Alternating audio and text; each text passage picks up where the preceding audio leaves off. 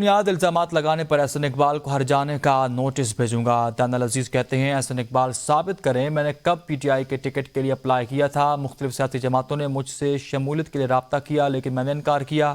Nawaz Sharif jail میں تھے تو مریم نواز کا اپنے حلقے میں جلسہ کیا۔